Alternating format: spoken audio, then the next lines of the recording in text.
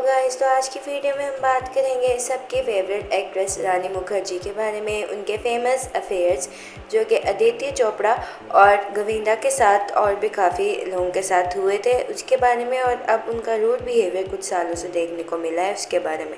तो क्या आपको पता है कि रानी मुखर्जी ने अपने बेस्ट फ्रेंड के हस्बैंड से ही शादी कर ली थी। एक्चुअली आदित्य चोपड़ा पहले से मैरिड थे और गोविंदा भी उस टाइम मैरिड थे जब उनका एक्स्ट्रा मैरिटल अफेयर स्टार्ट हुआ था रानी मुखर्जी के साथ। और रानी मुखर्जी जो अदर एक्ट्रेसेस को डाउन फील करवाती हैं, उनको इनसिक्योर फील करवाती हैं, उसके बारे में भी हम बात करेंगे। तो यश राज प्रोडक्शन हाउस के ऑनर हैं आदित्य चोपड़ा। उन्होंने काफ़ी फेमस फिल्म जैसे टाइगर जिंदा है, पठान और इस तरह की मूवीज़ दी हैं। तो उनकी शादी 2001 में हुई थी पायल के साथ और वो दोनों चाइल्डहुड लवर्स थे। फिर 1998 में रानी मुखर्जी ने काम करना स्टार्ट किया आदित्य चोपड़ा के साथ और उन्हें काफ़ी सारी मूवीज़ मिलने लगी थी यश राज प्रोडक्शंस की तरफ से। और इवन 2008 तक वो सिर्फ यश राज प्रोडक्शन की ही मूवीज़ करती थी। और 2009 में डाइवोर्स हो गई थी आदित्य चोपड़ा की उनकी वाइफ पायल के साथ, और लोग इसको ब्लेम करने लगे थे डायरेक्ट रानी मुखर्जी पर, क्योंकि उनकी वजह से ही डाइवोर्स हुआ था पायल का उस टाइम के मीडिया पोर्टल्स के अकॉर्डिंग। तो लोग क्वेश्चन करने लगे थे रानी मुखर्जी से। और रानी उस टाइम इतनी ज़्यादा फेमस नहीं थी, न्यू थी इंडस्ट्री में, और आदित्य चोपड़ा खुद को लो प्रोफाइल रखते थे और उनकी वाइफ पायल भी उस टाइम तक बॉलीवुड में नहीं आई थी। इस वजह से जो रानी मुखर्जी को ये सब थोड़ा बहुत जानते थे, तो सारे क्वेश्चन रानी से होने लगे थे।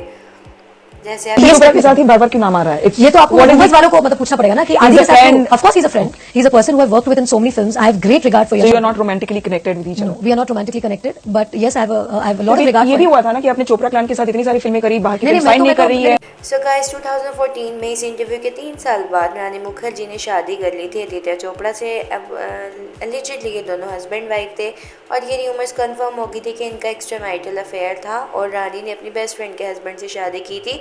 नो डाउट यहाँ पे दोनों इक्वली रिस्पॉन्सिबल थे। आदित्य ने तो अपनी चाइल्डहुड लवर को छोड़ दिया था एक किसी और न्यू एक्ट्रेस या किसी फीमेल के लिए। तो यहाँ पे दोनों की इक्वल मिस्टेक बनती है।